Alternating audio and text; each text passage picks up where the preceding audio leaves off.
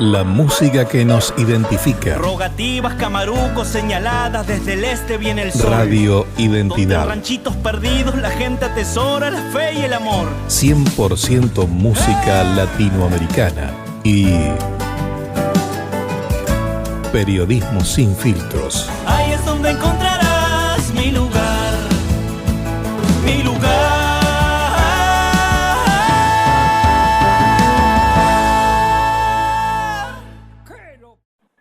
En línea tenemos a la doctora Magdalena Odarda, legisladora provincial, con quien hemos estado en contacto en los últimos tiempos para requerirle información por varias denuncias, en realidad una serie de cosas de irregularidades que da la sensación en Río Negro que no se han tomado con el grado de gravedad que implican.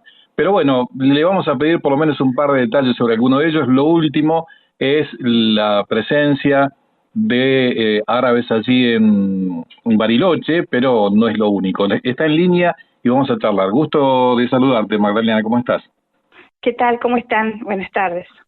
Bueno, ya hemos casi perdido la capacidad de sorpresa. Contanos un poco esto de Bariloche y la extranjerización de la tierra, que viene un poco con el hilo que marca Milei a nivel nacional, ¿no? Sí, quizá nos explicamos ahora por qué Milei puso su foco y su objetivo fundamental en destruir algunas leyes que en aquel momento, cuando comienza su mandato, parecía algo incomprensible.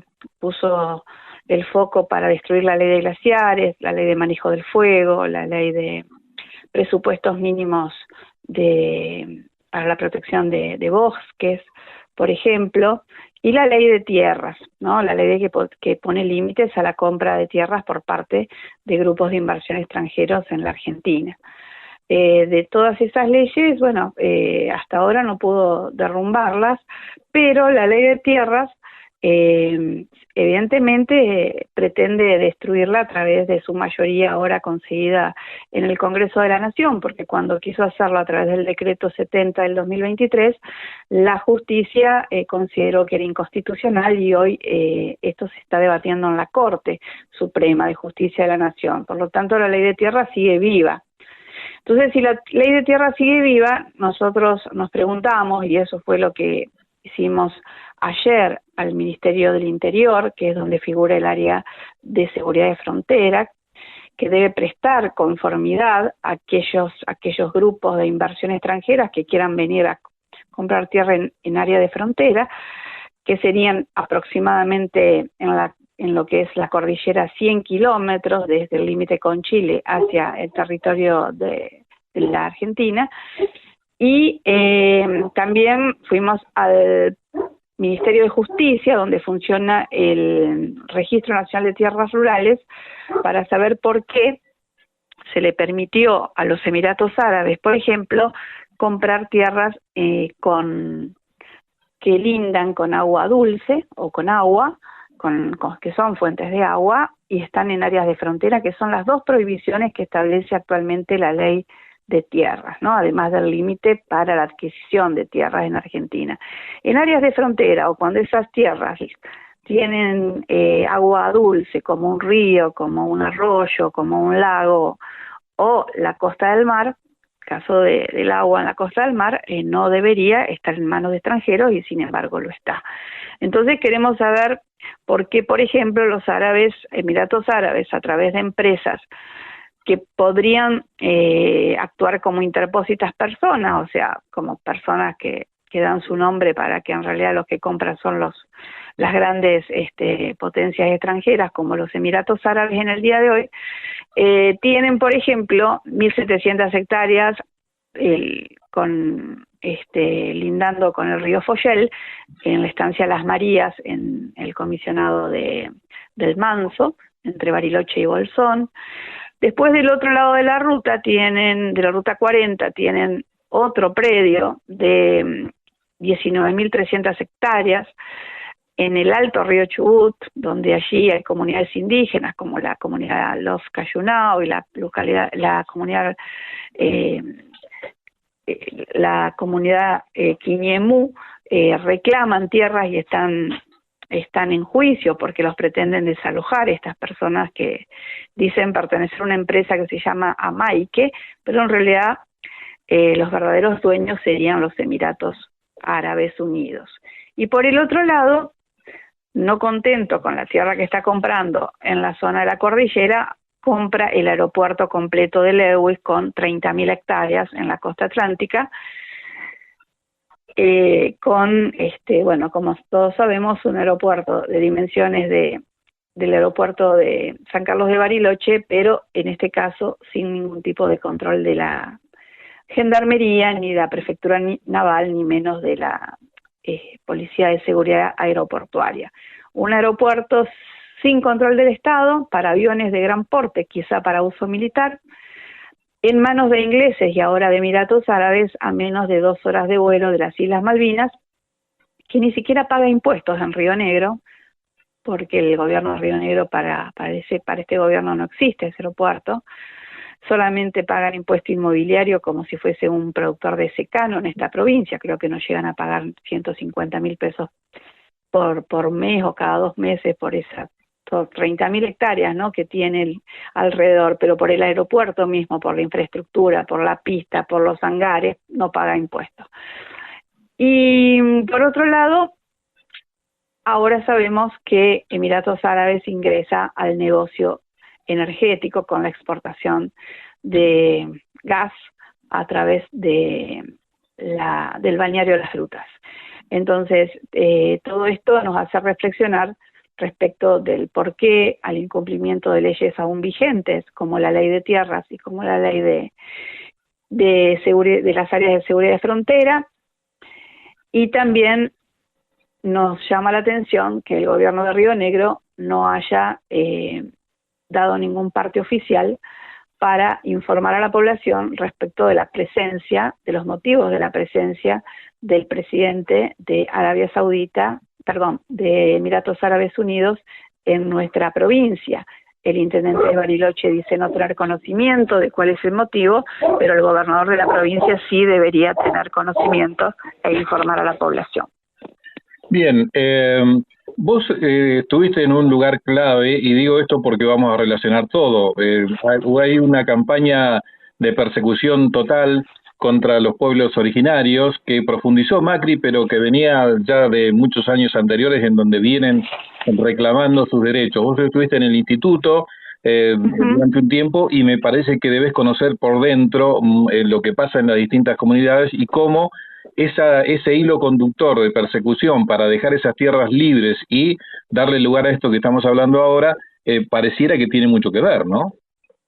Sí, totalmente, porque siempre supimos que este hostigamiento, persecución a los pueblos indígenas en Río Negro tiene que ver con la necesidad de quedarse con sus tierras, sobre todo aquellas tierras que tienen agua y que tienen quizá territorios que poseen minerales estratégicos como el uranio, como el oro, la plata, como las tierras raras ahora. Entonces, ese hostigamiento, ese racismo que se empezó a fortalecer en la Argentina, sobre todo en los últimos años, y que muchos usaron como caballito de batalla en varias elecciones para volver al ruedo político. El caso del senador Pichetto, del diputado Pichetto, es muy claro, que habló muy mal de los pueblos indígenas y con eso volvió a ser diputado de la Nación, pero así muchos otros, a nivel nacional y también a nivel local, usaron a los pueblos indígenas para su carrera política. Y eso es muy triste, además de ser inconstitucional, porque nuestra provincia de Río Negro tiene una constitución de avanzada en cuanto a reconocer la interculturalidad de la provincia y el respeto a los pueblos indígenas como parte de la identidad rionegrina, también éticamente, ¿no? Porque hacer campaña perjudicando a los pueblos indígenas realmente es muy dañino, ¿no? Para las instituciones, porque se lo hace a través de la discriminación, del racismo. Y esto ha sucedido en estos últimos años en Río Negro y tenía un objetivo muy claro, hablar mal, defenestrar a los pueblos indígenas y con eso darle pie a muchos jueces y fiscales que hoy por hoy han reavivado las causas judiciales en contra de los pueblos indígenas en nuestra provincia, con un gobierno provincial que se negó sistemáticamente a firmar el convenio con el INAI en el momento en que yo fui la presidenta, pero después también, para poder llevar adelante los relevamientos de las comunidades indígenas, que en Río Negro faltan más de 100 relevamientos. Sin embargo, la provincia nunca quiso firmar, consciente de que con esta falta de relevamientos iban a poder avanzar más fácil muchos de estos capitales en juicios contra comunidades que viven ancestralmente en Río Negro. Y además, digamos, esto hay que sumarle que no se trata solamente de un negocio inmobiliario, sino de una cuestión de soberanía, porque precisamente los sectores que más raigambre tienen en el lugar en el que viven son los pueblos originarios, por una cuestión de que no ven a la tierra como un bien propio, sino se sienten parte de la tierra en esa armonía espiritual que ellos manifiestan. Es decir, que esta pérdida de soberanía está también viene siendo trabajada lentamente desde hace muchos años, y la extranjerización ya no es solamente una cuestión de quién tiene dinero para comprarla, porque si vemos la otra denuncia que hiciste de el búnker de Lewis, estamos ante la potencialidad de que un día recibamos algún tipo de ataque extranjero, y porque ese búnker no tiene otra explicación que esa, ¿o no? Claro, claro que sí. Nosotros entendemos que tiene que haber una explicación oficial, porque la presencia de un búnker en nuestro territorio quiere decir que hay información que los ciudadanos y ciudadanas de a pie no conocen. Puede ser que, como tantos otros millonarios del mundo, estén construyendo una fortificación de esta naturaleza, un búnker con 4 pisos subterráneos, rompiendo la piedra, como se ven en algunas fotografías, con medidas de alta seguridad y elementos de alta resistencia. Se construye ese búnker quizá porque se prevé un ataque nuclear o un ataque de fuerzas extranjeras que nosotros no estamos en conocimiento. Entonces, ¿cómo el ministro de Gobierno no nos va a dar una explicación? El propio gobernador, ¿por qué se están construyendo búnker? ¿Qué es lo que pasa? ¿Hay peligro de ataque externo? Bueno, pareciera que esos territorios que ocupan Emiratos Árabes, cataríes, Lewis y otros también que están comprando tierra mansalva en nuestra provincia, constituyen estados aparte, donde se rigen por leyes propias, donde no dan explicaciones, donde no dejan entrar a la policía, como por ejemplo en el aeropuerto. Hace pocos meses la policía de Río Negro quiso ingresar por un pedido de informes que hicimos nosotros desde nuestro bloque y le dijeron que no le permitían entrar. La policía no puede pasar directamente a las tierras de Emiratos Árabes hoy en este momento. Y acá parece que en Río Negro de eso no se habla, nadie quiere emitir opinión, y creo que sí hay que hablar de esto, porque estamos hablando, como bien vos decís, de soberanía, de integridad territorial y sobre todo del derecho constitucional de las comunidades indígenas y también de muchos pobladores que están obligándolos a irse del campo. Por eso cierran las escuelas rurales, como el caso de la escuela de Nahuel Nilleu, que cierra porque en esas tierras o cercanas a esas tierras se está desarrollando el proyecto uranio. Entonces la escuela molesta. Entonces, ¿qué hace la ministra? En vez de mantener la escuela, como lo establece nuestra Constitución, aunque asista un chico o 2 niños de ese lugar, pero que viven allí, lo que hace es no recibir más inscripciones, no permitir que haya demanda, porque la demanda existe, pero al no haber inscripciones pareciera que ningún niño quiere ir a la escuela, y la cierra directamente. Y con eso, campo ya liberado para el avance de la extracción de uranio. Así que por eso creo que el ajuste en educación en escuelas rurales está totalmente relacionado al cambio de matriz productiva en la provincia de Río Negro. La última, Magdalena, he visto que afortunadamente tomó Estado Nacional, los medios se han ocupado de las últimas denuncias que hiciste en este sentido y hace visible a nivel nacional lo que incomoda al oficialismo político también de nivel nacional y al provincial ni hablar.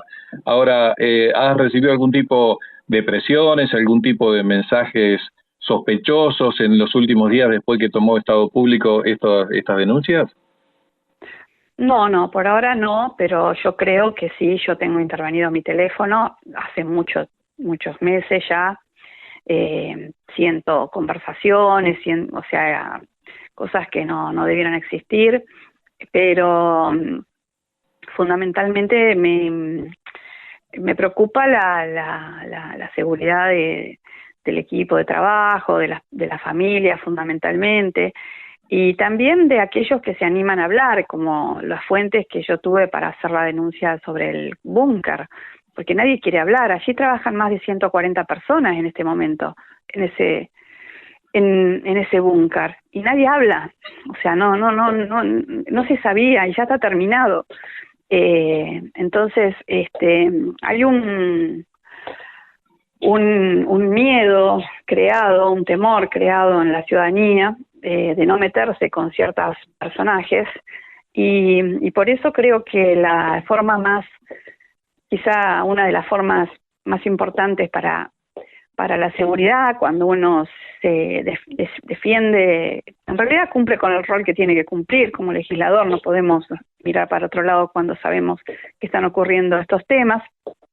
Por ahí hacerlos públicos, que se conozcan, creo que es la mejor forma de protección, ¿no? Que no quede en secreto, encapsulado, sino que uno lo pueda decir y que todo el mundo sepa que yo estoy en esta investigación y cualquier cosa que me pase puede tener relación con la investigación que estamos haciendo, ¿no? Tal cual. Te agradezco mucho el tiempo. Gracias, Magdalena. Bueno, muchas gracias. Un abrazo grande.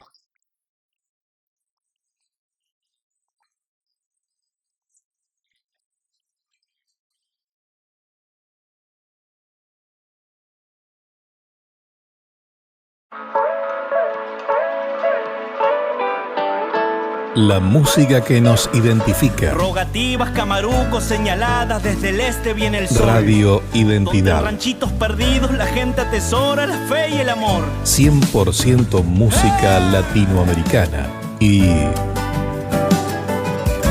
periodismo sin filtros. Ahí es donde encontramos